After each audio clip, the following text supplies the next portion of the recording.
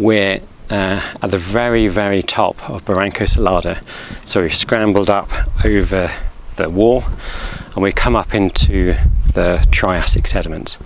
So just behind you, in front of me, there's a nice cliff of evaporites showing karstic, typical karstic textures from the evaporites, and this is essentially the shear surface. So just below we get into the marls and limestones, and this is actually it looks like a high-grade metamorphic rock. You know, you've got all of these very fine foliations cutting across each other.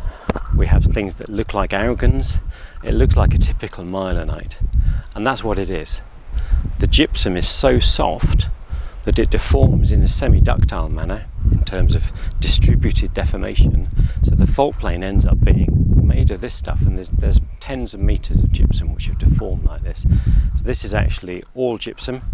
The texture looks like something you'd see in the lower crust, and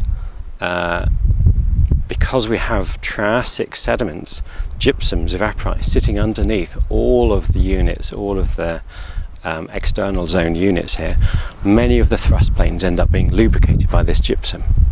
So on the cross-section, the structural cross-section that we have, we see gypsum sitting at the bottom of all of the different thrust planes. And this is a nice example of how it would look on each of those different thrust planes.